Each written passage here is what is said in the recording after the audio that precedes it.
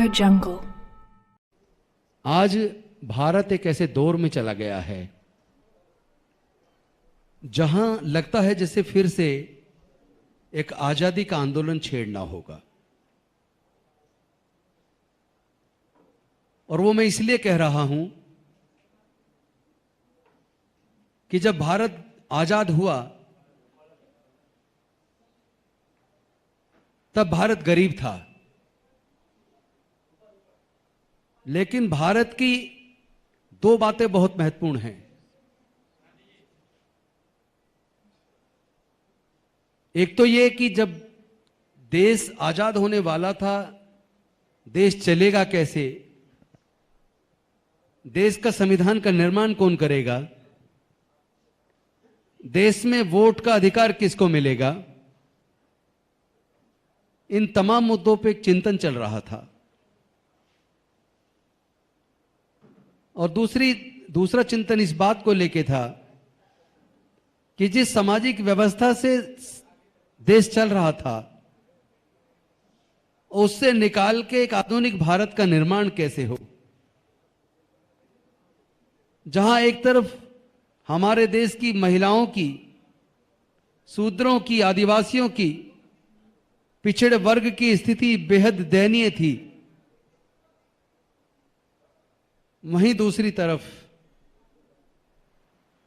उस गरीबी के हालात से निकाल के भारत को आर्थिक रूप से तैयार करना और साथ ही साथ 562 रियासतों में बटे भारत को, जहां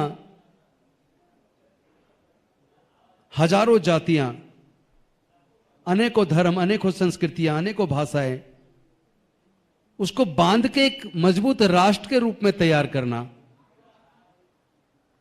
जहां पढ़ने के लिए स्कूल नहीं है, कॉलेज नहीं है, रोड्स नहीं है, ट्रांसपोर्ट नहीं है, वो सारी व्यवस्थाओं को तैयार करना। तो ऐसे सारे चैलेंजेस के बीच भारत के संविधान बनाने की जिम्मेदारी डॉक्टर बाबा साहेब अंबेडकर जी के कंधों पर आ पड़ी। वैसे तो कहने को संविधान सभा में 7 सदस्य थे, ड्राफ्टिंग कमेटी के अंदर 7 सदस्य थे, लेकिन उनमें से जो बाकी सदस्य थे या तो बीमार रहते थे, या विदेश में रहते थे, या अपने व्यापार में बिजी थे। कुल मिलाकर देश के संविधान को लिखने की जिम्मेदारी अकेले डॉक्टर बाबा साहेब अंबेडकर जी के कंधों पर आ पड़ी। बाबा साहेब के कंधों पर जब आई तो उनके सामने चैलेंज था कि भारत में वोट का अधिकार, जैसा अलग अलग तरीके से तर्क आते थे, क्योंकि वैसे ये जो आर्गुमेंट था 1935 के एक्ट के बनने के टाइम का था। क्योंकि 1935 का जब अधिनियम बना उस वक्त ये सवाल पैदा हुआ था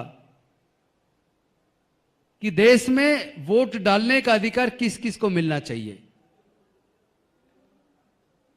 ज्यादातर उस वक्त नेता इस फेवर में थे कि वोट डालने का अधिकार केवल उनको मिले जो इनकम टैक्स पे करते हैं, या दूसरा उनको मिले जो ग्रेजुएट हैं, या तीसरा उनको मिले जो बड़े जमींदार हैं। लेकिन चूंकि पहले भारत का शासन मनुस्मृति से चलता था, मनुस्मृति में शूद्रों और अछूतों और महिलाओं के पढ़ने पर धार्मिक बंदिश थी, उनके व्यापार करने पर, संपत्ति रखने पर धार्मिक बंदिश थी। उस धार्मिक बंदिश के वजह से महिलाएं और उन वर्गों के लोग ग्रेजुएट नहीं बन पाए, पूंजीपति नहीं बन पाए, व्यापारी नहीं बन पाए, इसीलिए इनकम टैक्स पे भी नहीं बन पाए, इसीलिए जमींदार भी नहीं बन पाए। तो अगर उन नेताओं की बात को मान लिया जाता तो भारत में केवल 5% लोगों को वोट का अधिकार मिला होता।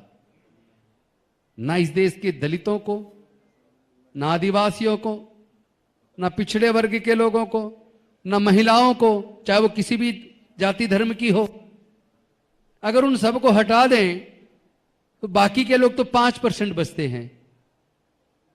तो अगर केवल 5% लोगों को वोट का अधिकार मिला होता तो जरा सोच के देखो भारत की आज तस्वीर क्या होती। जितना विकास आज हुआ है, क्या वो हो पाता? क्या कोई नेता कभी किसी गरीब दलित बस्ती में जाता, किसी आदिवासी की बस्ती में जाता? चूंकि सबको चुनाव में, डेमोक्रेसी में वोट की ताकत है, और वोट से चूंकि सरकारें बनती हैं, तो कोई कितना ही बड़ा नेता क्यों ना हो, उस वोट की वजह से वो गरीब से गरीब बस्ती में एक झुग्गी में जाकर भी हाथ जोड़कर वोट मांगता है ना। तो ये लड़ाई वोट, सबको बराबर वोट का अधिकार मिले, कोई पढ़ा लिखा हो या अनपढ़ हो, अमीर हो या गरीब हो, इनकम टैक्स पेई हो या ना हो, ग्रेजुएट हो या ना हो, जमींदार हो या ना हो, व्यापारी हो या ना हो, हर व्यक्ति को, स्त्री हो या पुरुष हो, सबको वोट का अधिकार बराबर मिले और सबके वोट की कीमत बराबर हो। यह लड़ाई डॉक्टर बाबा साहेब अंबेडकर जी ने लड़ी।